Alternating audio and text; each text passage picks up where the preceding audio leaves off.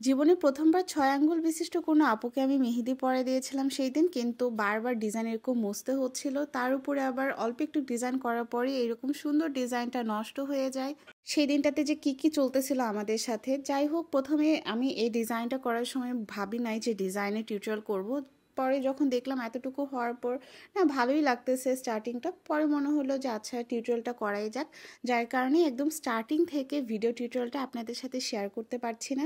কিন্তু যেই দিনই আমি বেশি এক্সপেকটেশন নিয়ে কাজ করা শুরু করি সেই দিনই দেখা যায় কোনো না কোনো অঘটন ঘটতেই থাকে। এই যে ডিজাইনটা কি সুন্দর একটা ভিডিও ক্লিপ নেওয়ার পর মুহূর্তেই দেখি হাতে কাপড়ের সাথে ডিজাইনটা লেগে ডিজাইনটা পুরো নষ্ট হয়ে গেছে। পরবর্তী যতটুকু চেষ্টা করেছি একটু ঠিক করে, বাট আসলে প্রথমবারের মতো আর কখনোই ঠিক হয় না একবার নষ্ট হয়ে গেলে। এর উপরে আবার এই যে দেখেন স্টার্টিং এ যে লোটাসটা আমি আঁকাইছিলাম, প্রথমে মনে হয়েছিল ওটা মিডিলেই আমি আঁকাইছি, পরবর্তীতে দেখি যে অটোমেটিক এটা সাইড হয়ে গেছে।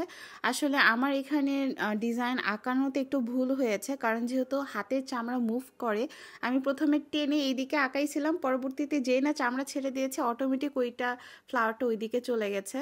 যদিও তখন একটু মন খারাপ হচ্ছিল যে একের পর এক ঝামেলা হয়েই যাচ্ছে আজকে ডিজাইনের সময়। তার উপরে আবার এই যে প্রথমে এতটুকু ডিজাইন করার পরেই না মনে হইতেছিল যে না ডিজাইনটা ভালো লাগছে না, এটা আরেকটু উপর থেকে আঁকালে বেশি ভালো হবে। যদিও প্রথমে বুঝতেছিলাম না যে মুছে আবার কাজ করব কিনা, কিন্তু পরবর্তীতে আমি আবার মুছে ভালো করে পানি দিয়ে একটু ডলে ডলে উঠাইছিলাম যেন কালারটা যতটা সম্ভব কম আসে। কিন্তু এরপর আমি যেটা করি যে একটু হালকা বোল্ড টাইপের ডিজাইন করেছিলাম যেন ওই যে প্রথমে যে কালারটা মানে মেহেদির ডিজাইনটা আমি মুছে ফেলেছি সেটাতে যদি হালকা কালার আসেও সেটা যেন এই বোল্ড টাইপের ডিজাইনের জন্য বেশি কালারে ওটা ঢেকে যায়। এই ভিডিওটা টিউটোরিয়ালটা আমি গত মাসে নিয়েছিলাম, আর গত মাসে আমি প্রায় 20 জনের উপরে মেহেদি পরাইছিলাম, অ্যান্ড প্রত্যেকের হাতেই কম বেশি আমি লোটাস দিয়েই মেহেদিটা আঁকাইছি। সবগুলোই আমি প্রতিদিনই চিন্তা করতাম যে না আজকে ডিফারেন্ট টাইপের কোনো ফুল ট্রাই করব, বাট ওই ঘুরে ফিরে দেখে ওই লোটাসই আমার চলে আসে। যার কারণে আপনারা ইদানিং একটু বেশি লোটাস সহকারে টিউটোরিয়াল দেখতেছেন, একটু সহ্য করে নেন ডিজাইনগুলো। আমি ইনশাল্লাহ পরবর্তীতে যখন আবার মেহেদি পরাবো ট্রাস্ট মি আমি আর লোটাস দিয়ে কাজ করব না, কারণ এই ভিডিও টিউটোরিয়াল দিতে দিতে আমি নিজেই অতিষ্ঠ হয়ে গেছি এই লোটাস দেখতে দেখতে।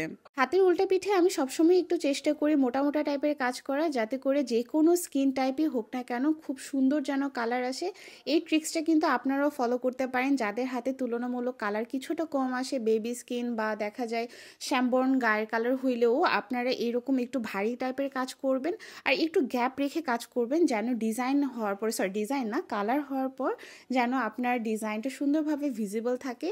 আর মোটা মোটা কাজ করলে যে কোনো মেহেদিতে দেখা যায় তুলনামূলক কালারটা কিছুটা হলেও বেশি আসে।